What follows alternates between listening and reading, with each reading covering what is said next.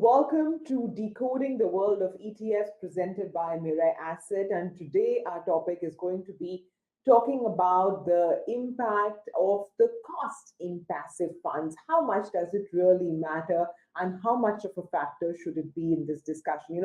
Passive funds today account for what, almost 10% of the AUM of the Indian mutual fund industry, but it is projected that by 2025, this figure could be as high as 37%. The AUM of passive funds globally was projected at $22 trillion in 2020, according to a BCG analysis on the worldwide asset mix of mutual funds, and this is likely to climb to $34 trillion by 2025. So, according to the BCG analysis, passive products had the most increase in the pandemic affected year, with AUM rising 17% globally. So, how does the cost structure actually work in a passive fund? To talk about this, we are now joined by two experts, Dheeraj Shetty, investment advisor, Alphas Global Markets, and Siddharth Srivastava, who's the head of ETF products at Mirai Asset Investment Managers. So, gentlemen, thank you very much for joining in. Siddharth, let me ask you first, since you are the ones who are actually creating these ETFs. How much does the expense ratio really matter? I mean, how much lower can it go? And is there a fear that if it becomes too low, the quality might suffer? Sumera, the expense ratio in a way reduces the return to the investor. If portfolio performance is same, the fund with lower TER will generate more wealth for the investor. I think that's pretty clear and straightforward. But this is the main reason why passive products are becoming popular and why they are popular, right? Because if active funds are not able to outperform the underlying benchmark and they are not able to do so on a consistent basis, then the higher cost of active funds reduces the return to the investor, and the passive funds automatically, which are based on benchmark, becomes more attractive. Just to give you a ballpark figure, in last 7 years, mid cap 150 index has given around 16% CAGR returns. If you invest 10 lakh rupees, it would have become 28.26 lakh. 2% differential which we see in the cost of passive versus a regular plan of an active fund, or a 1% differential which we see between the cost of a passive versus a direct plan of an active fund. In a long run, it creates more and more wealth, and creates more wealth because of power of compounding also. And that is what typically investor starts observing more and more when he or she starts seeing this underperformance of active funds. That has happened in US, that has happened in Europe, and now it is happening in India. No, there's no doubt, and especially at a time when salary increases are not keeping pace with inflation and aspirations are through the roof. I guess every basis points in terms of performance matters to retail investors. Dheeraj, in your experience dealing with clients, is expense a big factor when it comes to investing in ETFs, in passive funds? Is that why a lot of investors are looking to move from active to passive, or is there already just a set of investors who want a certain allocation to passives, and therefore for them this lower expense helps? Great question. Well, first of all, Sumera, good afternoon, and thank you, Siddharth and CNBC, for having us here today. Let me take one step back, right? TER, which is total expense ratio, is a cost that mutual funds, index funds, and ETFs charge as a company to the underlying investors, right? This is to take care of the team, the infrastructure, technology, and even the expertise. So to manage these costs, there's a fee involved, and that fee is called the total expense ratio, right? Now, when total expense ratios come down in index funds and ETFs, there are two main things which happen. One is lower expenses mean more cash in hand, which allows us to buy more underlying units. And number two, lower cost equals higher returns. And for a family investing 20 lakh rupees over 20 years, a 1% difference is almost creating an asset of 1.75 crores versus 1.25 crores. That's a 50 lakh difference, ladies and gentlemen. Okay, Siddharth, we realize that the main, lure for passive is that, the cost is lower. And what we tell a lot of the, investors who are coming first time is that, uh, you know, you do what the market does, right? Which in the long term is a decent strategy to have. But if we look at the cost structure between, say, an ETF and an active fund, on an average, what is this differential like? Sure. I mean, before that, just to add what Dheeraj said, in last 6 years, if we look at number of folios which have been added in ETFs excluding gold, the folios have risen by a CAGR of almost 80% compared to a 14% growth in growth oriented active schemes. But as the ETF becomes more exotic, you will also find ETFs around 40 basis point, even 90 basis point. So simply just because it is branded as ETF, it doesn't mean it is as low as 5 or 10 basis point. It can be higher also. So investors should check the TER of even ETFs also, just to understand what the cost of a concerned passive fund is. Yeah, I think the most expensive ETF globally is what, upwards of 4%, if I'm not wrong. I remember reading this data some time back, but it's a very interesting statistic that you've laid out about the difference in the various plans of active and, of course, an ETF, and that is unless there is an NFO, in which case we'll find some direct active plans cheaper than ETFs also. But anyway, that's not part of this discussion. Dheeraj, when we speak to investors, the advice that a lot of the experts are giving out is that, for the large cap exposure, go with the ETF or an index fund, and because the scope for active managers to outperform is shrinking. But in a growing economy like India, there is still tremendous scope for active managers to perform on the mid cap and small cap end of things. But do you see this status quo now changing that, at least on the mid cap side, an ETF could also do well? Sumera, large cap, mid cap, small caps, or multi caps. These are all mere categories of mutual funds. These categories are formalized based on the simple market cap of the company, right? So, to me, to answer your question, is it possible to have various categories? I believe it is truly possible. And the fact that I have to base this is, and the reason why we are not big fans of actively managed funds is if you go to the mid cap index and if you study the mid cap 150 index, I would say most times the index has outperformed the actively managed funds. More importantly, the volatility in the actively managed funds is higher. So, what you're fundamentally doing to me is eliminating a bias, and that's the fund manager and the analyst team's bias. So, I believe it is definitely possible, and there should be avenues in India to for families to enter this new category because mid caps in India is risky. And that's because of the lack of knowledge, right? So, if the families understand what they are looking at and what time horizon they are investing for, I believe mid cap indexes can also outperform the actively managed mid cap funds. Siddharth, let me get the same question to you. As an asset manager, you think there is scope in this mid cap and small cap segments for passive funds to do well with investors?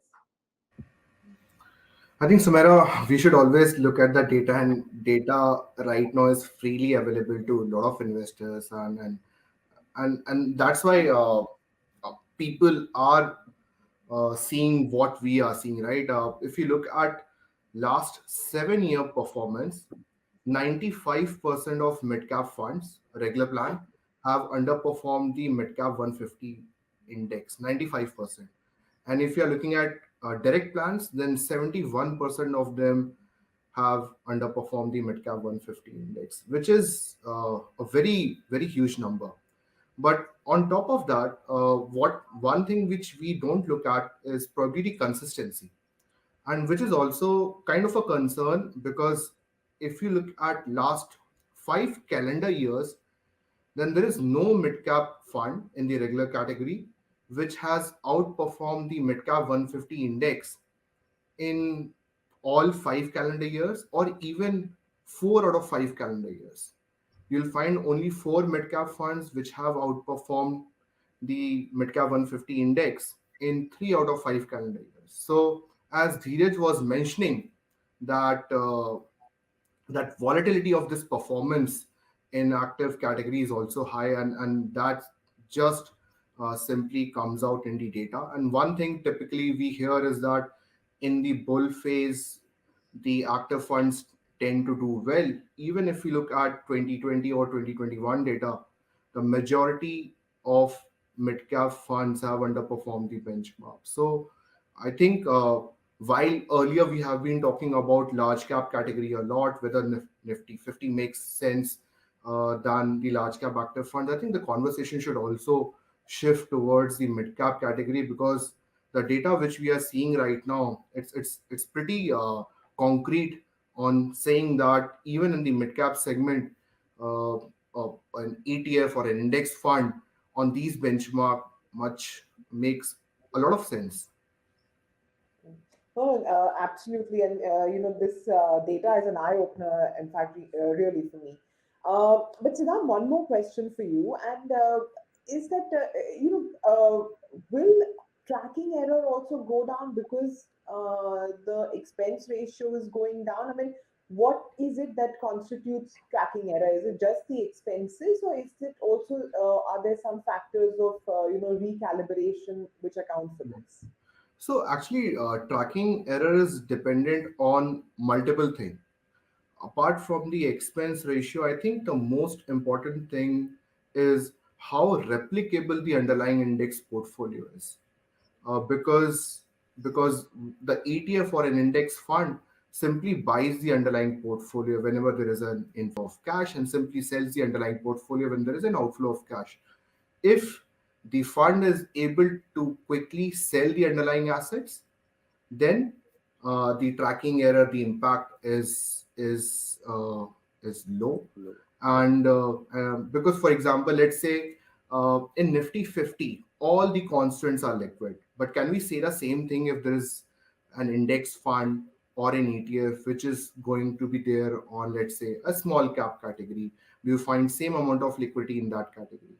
That is one. Second, it also got to deal with two more things. One is the amount of changes which are happening in the index, because the fund also has to make that many changes in the scheme because it has to track the underlying index. And lastly, the corporate actions. If there are significant corporate actions, which again increases the churn in the portfolio and changes in the portfolio, that also results in the tracking error. Okay. Dheeraj, I wanted to ask you, is it time yet for some investors to look at purely passive portfolios? Now that we are getting more and more ETFs across different market caps, is that a possibility, or do you think an ETFs would still work best with some active funds to optimize a portfolio's performance? Sumer, today, if you see in India, stocks and mutual funds are the lowest penetrated financial product, right? Now, in the last 5 years, have index funds gone up? Absolutely. In fact, as a firm, when we were recommending index funds in 2014, we've seen that industry grow from 3,000 crores to over 1 lakh crores, right? So that only means one, advisors are more open to it, and two, investors are becoming more aware of this. So, because of this, I truly believe that in the next couple of years, you will see a lot of portfolios which are only managed passively. Mm. All right, that's a fair point. In fact, we had done a show on the three ETF portfolio theory, and actually it received a lot of traction from people. But Siddharth, going this way, I mean, maybe not today, but in the years to come, there will be people looking at entirely passive portfolios, right? Therefore, wanted to understand that, you know, in one case, driving down the cost of an ETF, of course, gets in more people willing to come into that market. But for an AMC, does it remain profitable? I mean, how many ETFs will you launch at this below 10 paisa kind of segment? So I think, Sumera, what AMCs are trying to do is first, there are two type of products even in ETF category, right? There are a simple plain vanilla product which tracks indices like an FT50 or midcap 150, etc. And then there are exotic products, right, which are based on theme, which are based on factors like volatility, which can be based on international markets, etc. A Nifty 50 products can be around 7 basis point, Sensex ETF also around 7 basis point, but then you will see smart beta based ETFs which generate that additional returns, rather may generate that additional returns are around 30-40 basis points. So that is where typically AMCs on the management fees more, and on the plain vanilla side, it's more about uh, bringing more investors into the passive side, increasing the investor base, etc. Hmm. Okay, since you mentioned smart beta, let me just ask Dheeraj a question on this. Is it worthwhile, Dheeraj, for an investor to pay that extra to get a smart beta strategy into their portfolio? What is beta doing?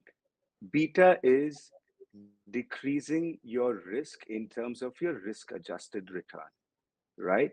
So, if at a cost I am reducing the volatility of my portfolio, why would I not be open to it? The only challenge is because this is more a product, I believe the clients need to be educated about this and they need to understand fundamentally what the difference is between an index fund and a beta focused fund. Okay. Siddharth, when somebody is looking to invest in an ETF, say index ETF, not an index which has been specially created or curated, what is the difference from one AMC to the other? I mean, is cost the defining factor, or should someone consider, some other features when they're trying to make the choice? Yeah. I think one thing which, first of all, investors should realize now is that there are 120 plus ETFs in Indian markets right now, and AMCs are launching more and more. And there are several indices which are based on same market segment, similar strategy, similar theme, right? They may vary in terms of number of stocks they have, the kind of selection methodology, etc. But apart from it, tracking error is very important. Just look at either the fund tracking error or see how the AMC is doing in case of other funds where the tracking error is being maintained on the lower side. And lastly, how the AMCs are performing in terms of providing liquidity on the exchange around the correct pricing on the exchange. So these things are important. First, to understand the underlying index, then to look at TER, then to look at tracking error and the liquidity on the exchange. Okay. Dheeraj, anything you want to add in terms of how investors should go about the selection of passive products? I feel when families are looking at index funds or any kind of financial product, right? Especially when you're going away from index towards the mid caps and the small caps, one is understand the index category. And to understand this, you have to spend time understanding your age, time horizon for investments, outstanding liabilities, and also total number of dependents. Once you understand this, it will give you a good idea on if we need to be in large cap, mid cap, large and mid cap, or even the small caps. That's number one. Number two, when we are trying to drill down in terms of selecting a particular fund, I believe one, it's AUM size, because that is what will take care of the liquidity. Two, fund manager tenure. Three, tracking error. And most importantly, after that will be the total expense ratio. So these two would be how we would talk to individuals and families about selecting the right index or the right ETF.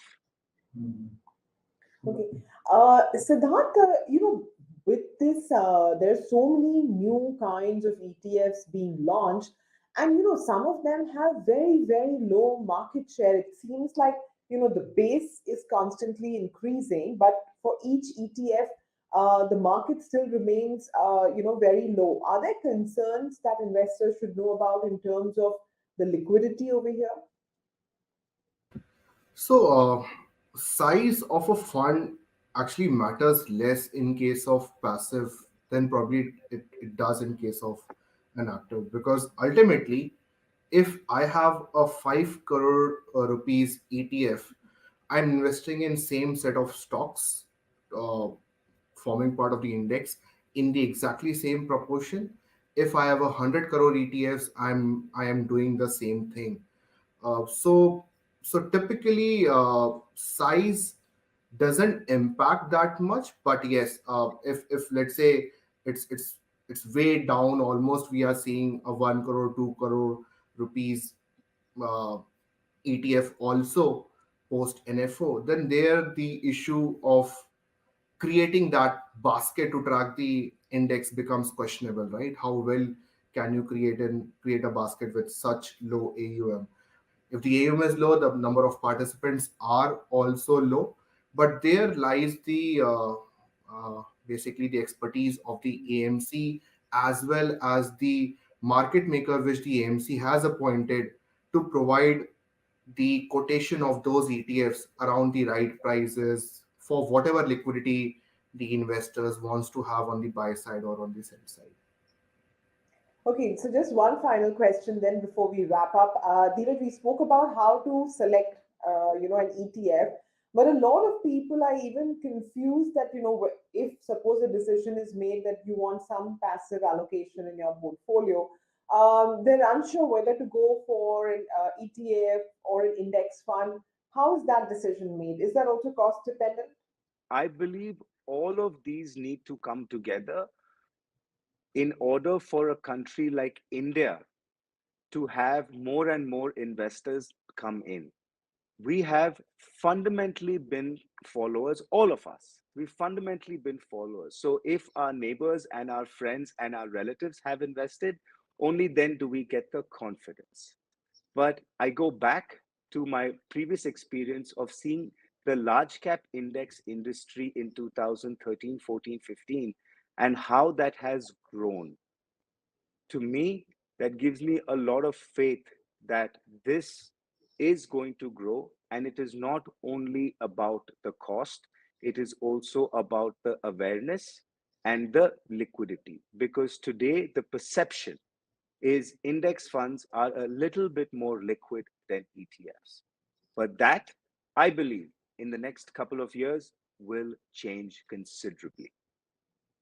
All right, Dheeraj, Siddharth, thank you very much for joining in to talk about, this segment which we don't normally talk about, which is the cost structure. So thank you very, very much. And for everybody who's watching, you've seen the kind of difference that there is in costs in terms of active funds and ETFs. And, if cost is a big factor for you, you want to consider this, but do remember also that, with an ETF, in a rising market, all is well because you're doing what the market does, but you will also do that when the market falls. So, you have to be wary and take a measured call on this whole active passive debate. But in terms of expenses, definitely ETFs have the front foot forward. So, thank you very much for watching. I hope this has been helpful. Stay safe.